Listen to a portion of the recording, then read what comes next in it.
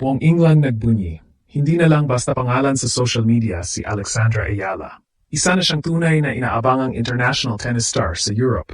Sa pinakahuling updates ng grass court season, kumpirmado ng sasabak si Alex sa prestigious Lexus Birmingham Open habang nakalinya rin siyang lumaban sa London Open qualifiers bilang paghahanda sa pinapangarap na Wimbledon campaign. At dito lalong umiinit ang usapan. Dahil hindi ito simpleng tournament entry lang. Para itong official announcement na handa nang sumabak si Alex sa pinakamahirap na bahagi ng tennis calendar, ang grass season ng England. Ito yung panahon kung saan naglalaro ang pinakamabibilis, pinakamatalinong movers, at pinakamapanganib na shotmakers sa buong WTA Tour. Pero bakit napakalaking bagay nito?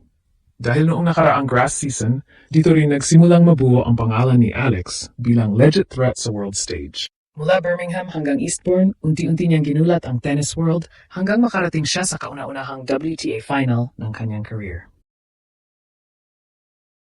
At ngayon, bumabalik siya sa England hindi bilang unknown rookie, kundi bilang isa ng top 40 player na inaabangan ng fans, organizers, at mismong international media. Ayon pa sa organizers ng Birmingham Open, isa si Alex sa pinaka-fan favorite saan man siya maglaro. Mas nakakilabot pa. Possible pang idagdag ni Alex ang Eastbourne bago tumuloy sa Wimbledon. Ibig sabihin, halos buong England tennis circuit mabubuhay sa pangalan ng isang Filipina sensation. At habang papalapit ang Wimbledon, mas lumalakas ang tanong. Handa na ba ang mundo sa pinakamapanganib na bersyon ni Alex? Parang pelikula ang nangyayari ngayon kay Alex. Isipin mo ito. Isang batang Pilipina mula Quezon City na minsang nangangarap lang makapasok sa Grand Slam level. Ngayon ay isa ng headline attraction sa England grass court season. Hindi na ito simpleng promising player. Hindi na rin ito tungkol lang sa pagiging Asian prospect. Ito na yung face kung saan ang buong tennis world seryosong nakatingin.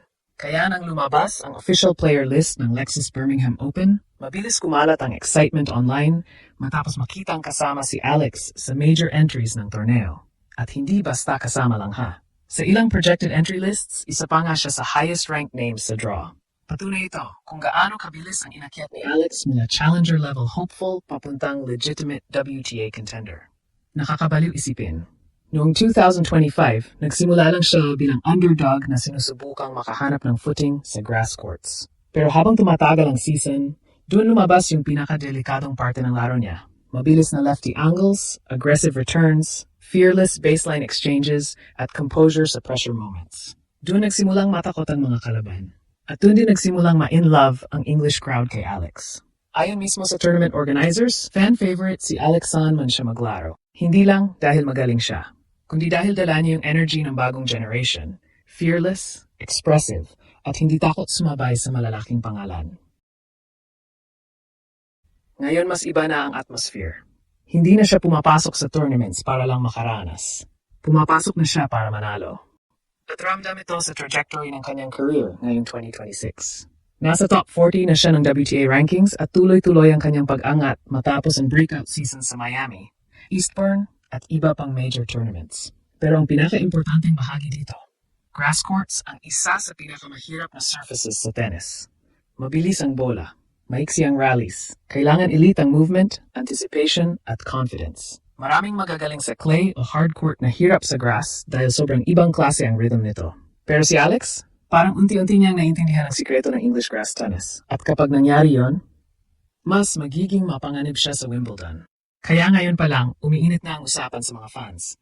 Ito na ba ang taon kung saan tuluyang sasabog si Alex sa pinaka-prestigious tennis stage sa mundo? Pero habang excited ang buong England na makita si Alex, mas lalong umiinit ang mas malaking tanong. Gaano ba talaga kalayo ang kayang abutin ni Alex ngayong grass season? Dahil kung tutuusin, hindi biro ang path na papasukin niya. Sunod-sunod na high-level tournaments, Birmingham, posibleng London qualifiers, malaking posibilidad din ng Eastbourne. At pagkatapos noon, Wimbledon agad. Ibig sabihin halos wala siyang pahinga. At dito papasok ang pinakamahirap na parte ng pagiging elite athlete, consistency. Kasi sa tennis, hindi sapat ang isang viral win lang. Hindi sapat ang isang magandang tournament run. Ang tunay na sukatan ng superstar. Kaya bang ulit-ulitin ang mataas na level laban sa iba't ibang klase ng kalaban? At mukhang doon na papunta si Alex ngayon.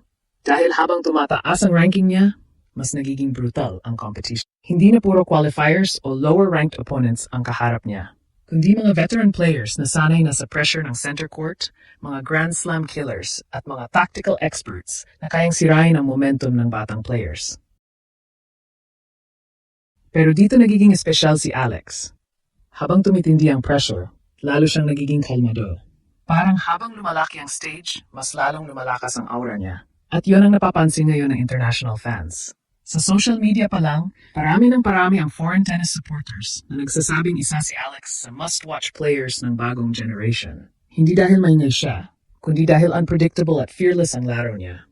May killer instinct, may emotion, may creativity, at higit sa lahat, may tapang sumabay kahit kanino. Kaya ngayong confirm na siyang lalaro sa Birmingham at London qualifiers, maraming analysts ang naniniwalang napakahalaga ng susunod na 2 linggo para sa kanyang Wimbledon preparation. Dahil sa grass season, confidence ang pinaka-importanteng currency.